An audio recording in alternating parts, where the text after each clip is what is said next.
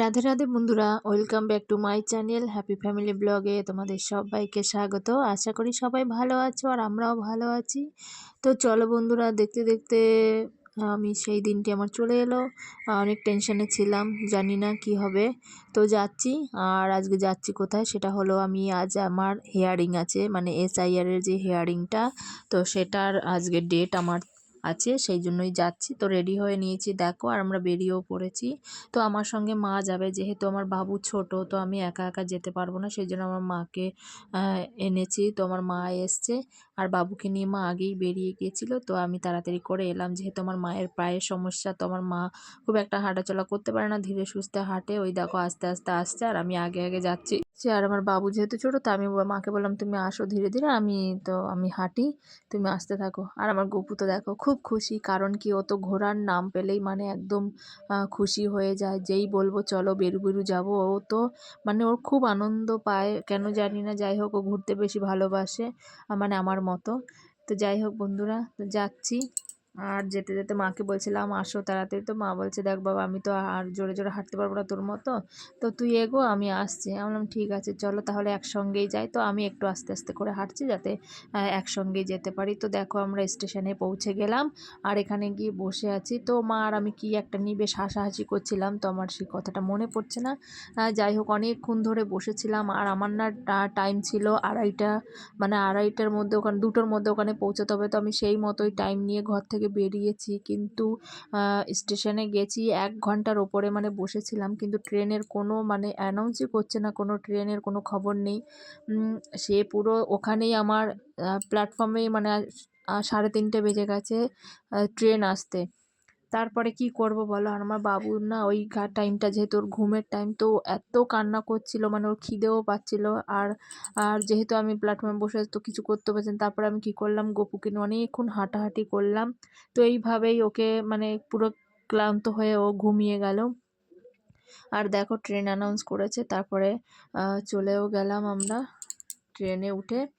আর আমি, এত ভিড় ছিল যেই কারণে ভিডিওটা করতে পারিনি, প্রচণ্ড ভিড় ছিল ট্রেনে। তো কোনো রকম মানে লাস্টের যে বগিটা কোনো রকম উঠেছিলাম আমি আর মা।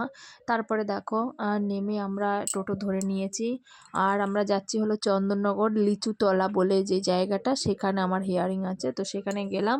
আর যে দিদিভাইটা মানে আমাদের বিওলো যেই মানে অফিসার, তো ওই দিদি ভাইটা আমাকে ফোন করেছিলেন। তারপর আমি ওখানে গিয়ে যোগাযোগ করি, আমি বললাম দিদিভাই আমরা চলে এসেছি। তা বললো ঠিক আছে এসো। তো আমাদের দেরি হয়েছিল সেটা আমি ফোন করে জানিয়েই দিয়েছিলাম, কারণ কি গাড়ির জন্য আমাদের লেট হয়েছে। তো বললো ঠিক আছে কোনো ব্যাপার না, তুমি আসো ধীরে সুস্থে। তো এই দেখো, এই যে যে দিদিভাইটা, এই দিদিভাইটা খুবই ভালো, আর আমাকে অনেকটা হেল্প করেছে। কারণ কি, আমার যেহেতু ছোট বাচ্চা আছে, তো আমি বললাম দিদিভাই আমাকে একটু তাড়াতাড়ি একটু দেখবেন আমারটা, কারণ কি আমি ওকে নিয়ে আছি, ছোট বাচ্চা। তো আমার সন্ধে হয়ে যাবে, অনেকটাই অসুবিধে হবে যেতে। তারপরে এই দেখো একটা জেরক্স করতে দিল, সেটা হলো 2002 সালের লিস্টটা জেরক্স করতে দিয়ে। তো আমি গেলাম জেরক্সের দোকানে, আর প্রচণ্ড ভিড় কি বলবো। তারপরে অনেকক্ষণ পরে অপেক্ষার পরে আমার জেরক্সটা করে দিলেন। তারপরে জেরক্স নিয়ে আমি আসছি। আর আমার বাবুর জন্য এত টেনশন হচ্ছিল, কারণ কি মায়ের কাছে রেখে দিয়ে গেছিলাম, ও তো তখন ঘুমোচ্ছিল। ঘুম থেকে উঠে বাবু এত কান্না করছিল, আমার মা কোনোভাবেই রাখতে পারছিল না। তারপরে আমার মা শুধু এদিক ওদিক ছোটাছুটি করেছে, আমি কোথায়, এবার আমি যে কোথায় গেছি সেটা তো আমার মা জানে না। তো আমি জেরক্স করতে অনেকটা দূরে গেছিলাম, সব দোকানপাট বন্ধ ছিল, যেই কারণে আমার আসতে অনেক লেট হয়ে গেছিলো। তারপরে আমি আসার পরে আমার গপু দেখো, মানে ও এতটা টেনশন হয়ে গেছে ওর, আমাকে না দেখে। আর ও ঘুম থেকে উঠলে বা ও কখনোই আমাকে না দেখলেও থাকতে পারে না, মানে ওর সামনে আমি থাকলে কোনো অসুবিধে নেই, কিন্তু আমি না থাকলে ও কান্নাকাটি করে। আর প্রচুর কান্না করেছে, মা এসে বললো, আমি শুনলাম। তো আমারও খুব খারাপ লাগছিলো, কিন্তু কি করব দেখো, তো ছোটাছুটির জন্য তো আমার মায়ের সমস্যা, মা তো যেতেই পারবে না, সেই জন্য আমিই গেলাম। তো তারপরে অনেকক্ষণ পরে আমি ওকে কোলে নেওয়ার পর ও শান্ত হলো। আর দেখো আমার কাজও মিটে গেছে। আর এই কাজ করতে করতে মানে ওখানেই আমাদের 5টা বেজে গেছিলো। তো তাড়াতাড়ি করে তারপরে আমি বাবুকে নিয়ে বললাম তাড়াতাড়ি চলো, সন্ধে হয়ে এসছে। তারপরে আমরা টোটো ধরলাম, দেখো বাড়ির দিকে রওনাও দিয়ে দিয়েছি। টোটোতে উঠে পড়লাম। তারপরে আমরা যাচ্ছি। আর জানি না কি হবে, তো যাই হোক সবারই এখন এই হিয়ারিংটা তো সবাইকেই যেতে হবে। এবার ভালো মন্দ যা হবে সেটা পরে দেখা যাবে, কিন্তু যেটা করার সেটা তো করতেই হবে। এখানে তো আর জোরের কোনো ব্যাপার নেই। কিন্তু যাই হোক আমার যেহেতু বাচ্চা ছোট, তো আমার সেই জন্য একটু প্রবলেম হচ্ছিলো। তো দিদিভাইকে বলার পরে আমাকে মানে অনেকটাই আগে করে দিয়েছে যে তুমি তাড়াতাড়ি করে চলে যাও। তা আমি বললাম ঠিক আছে, আর অনেক ধন্যবাদ দিদিকে। তো আসার সময় ধন্যবাদ দিয়ে এসেছি। তো দেখো আবার যাচ্ছি আমরা। আর আমার গপুকে দেখো কান চাপা দিয়ে দিচ্ছে, মানে প্রচণ্ড হাওয়া দিচ্ছিল, মানে এত হাওয়া দিচ্ছিল যে আমাদেরই ঠান্ডা লাগছিল। আর একটা কথা তো তোমাদের বলাই হয়নি, মানে আমার গপু যখন আমি রেখে ওকে গেছিলাম জেরক্স করতে, তো আমার গপু না আমার মতো একটা সোয়েটার নাকি একটা মেয়ে পরেছিল। তো ও ভেবেছিল কি না ওর মায়ের মতো সোয়েটার হয়তো ওইটা ওর মা হবে। তারপরে যখন মুখটা দেখলো না, তখন আবার গপু কান্না করছিল। মানে এই কথাটা শুনে আমার এত খারাপ লাগছিলো, কিন্তু কি করবো বলো, গপুকে তো আর নিয়ে যেতে পারলাম না আমি সেখানে। তারপর আমি আসলাম, আসার পরে আমাকে দেখে তো মানে ও এত খুশি। তো দেখো আমরা মানকুণ্ড স্টেশনে নেমে গেছি। তারপর আমরা ওখান থেকে টিকিট কাটলাম, টিকিট কেটে ট্রেন ধরবো। আর ট্রেন যেহেতু প্রচুর ভিড়, তো সেই কারণে করতেও পারি না।